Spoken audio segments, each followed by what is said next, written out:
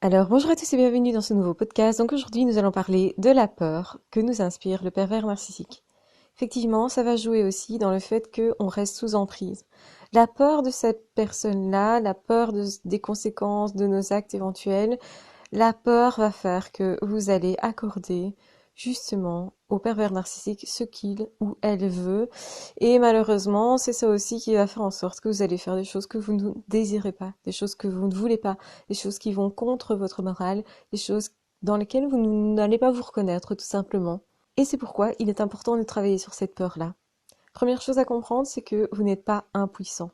Au contraire, quand vous comprenez que vous êtes en relation avec un pervers narcissique, bien sûr que ces gens peuvent à certains moments devenir dangereux, mais ce ne sera que quand vous les poussez dans leur retranchement. Donc, c'est-à-dire quand vous allez les confronter. C'est pourquoi je recommande d'éviter de les confronter, d'éviter de les pousser dans leur retranchement, sauf si il y a des personnes autour. Parce que là, ils vont se maîtriser beaucoup plus. Et s'ils ne se maîtrisent pas, eh bien, en fait, c'est à votre avantage. Les autres vont voir enfin à qui vous avez affaire. Et ça, c'est intéressant. Ce qui est intéressant, c'est de savoir quoi répondre, effectivement. C'est de faire de la contre-manipulation. Pourquoi? Parce que, effectivement, quand vous allez parler de ce qui se passe, plutôt que de parler, de répondre, si vous voulez, au niveau de la communication, eh bien, c'est autre chose qui se passe. Donc, ce qui se passe, c'est que vous allez avoir le dessus si vous dites ce que vous avez observé de la communication ou de la non-communication, puisque on est en fait dans la non-communication. Tant que vous essayez de communiquer, le pervers narcissique est vainqueur. Tant que vous êtes dans la justification, dans vos émotions, etc. Ça ne veut pas dire que vous n'aurez pas d'émotions, ça veut dire que simplement, vous savez au fond de vous que vous êtes dans vos droits. Plus vous allez être convaincu de ce que vous pensez et de ce que vous dites, et plus vous allez faire reculer les pervers narcissiques en fait. Donc simplement, quand vous allez pointer du doigt leur incohérence, il y a des personnes qui vous disent je ne veux pas être en couple, mais en même temps je veux bien coucher avec toi, et en même temps je veux une relation avec toi, et en même temps je veux que tu m'intègres à ta vie, des choses comme ça, c'est contradictoire, donc il faut le pointer du doigt.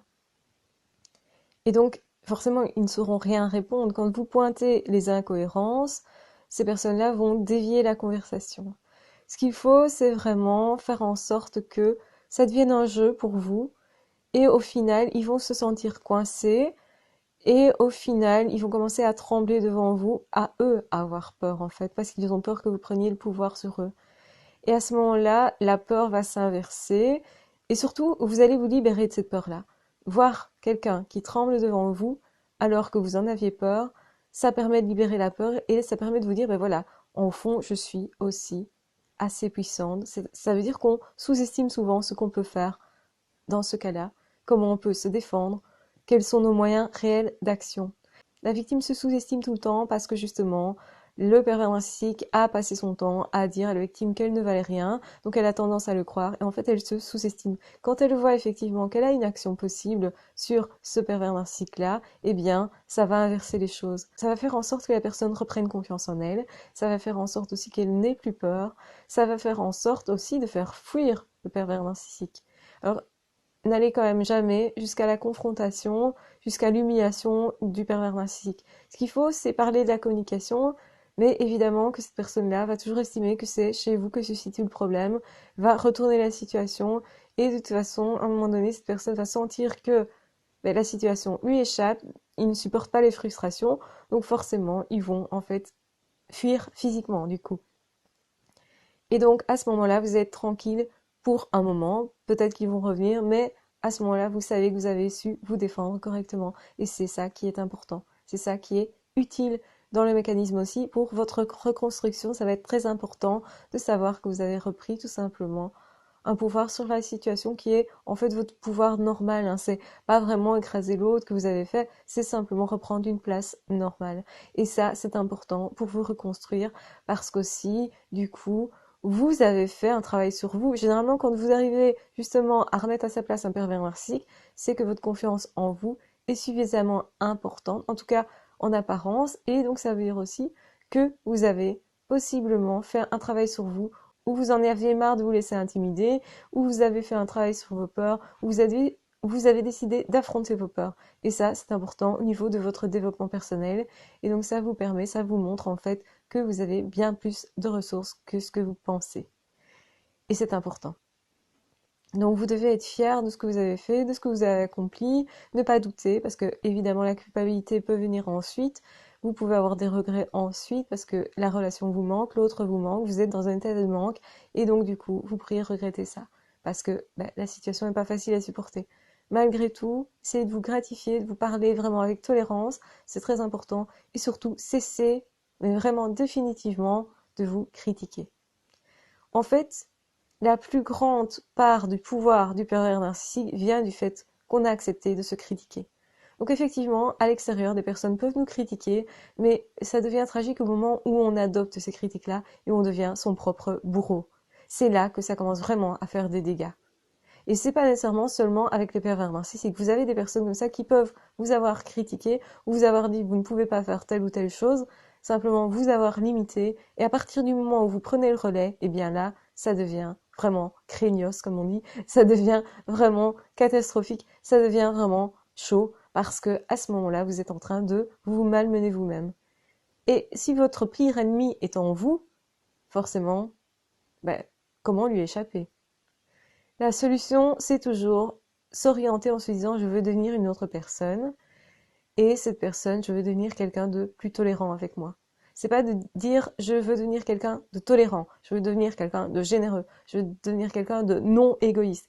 Et devenir meilleur, se dire je vais devenir meilleur, je vais devenir plus sociable, je vais devenir plus généreux, je vais devenir plus tolérant avec moi-même, eh bien, ça ne sonne pas faux.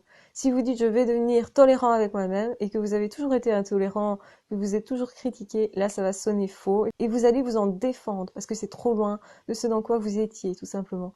Donc effectivement une habitude ça se prend petit à petit, pas simplement en allant d'un pôle à un autre. Si vous faites ça, eh bien vous allez rencontrer vos propres résistances. Si par contre vous dites je vais m'améliorer, je vais vers quelque chose de meilleur, etc. Là, plus facilement, votre esprit va se dire ok, c'est quelque chose que je peux accepter et effectivement, vous allez avoir des comportements qui correspondent à la personne que vous voulez devenir tout simplement. Ce sont vos comportements qui vont faire que vous allez devenir comme ça, tout simplement. Mais au fond de vous, vous devez croire que c'est possible pour que ça devienne possible. Parce que vos pensées sont importantes et surtout vos limites sont importantes. Donc parfois on se limite sans s'en rendre trop compte. Donc c'est important effectivement de s'analyser, de passer son temps à se dire ok, il y a quelque chose là qu'il faut que je décoince, tout simplement. Donc voilà, je vais arrêter ici ce podcast parce que je pense qu'il est déjà pas mal long. Donc je vous embrasse très fort, je vous aime très fort. Surtout prenez bien soin de vous. N'ayez plus peur des pervers narcissiques. N'ayez plus peur des personnes qui essayent de vous intimider. Généralement, la seule force qu'ils ont, c'est justement de vous faire croire qu'ils peuvent vous faire du tort. La plupart du temps, ils ne le feront pas parce qu'il y a des témoins, parce qu'ils vont se mettre en danger eux-mêmes et parce que aussi, ils risquent de vous voir réagir ou de voir réagir votre entourage qui éventuellement serait à vos côtés. Et donc, ils n'ont pas tout intérêt à faire ça parce qu'effectivement, toute leur vie, ils vont avoir des ennemis et semer des ennemis dans leur vie. Donc des personnes possiblement qui pourraient recroiser, qui pourraient leur faire du tort, etc.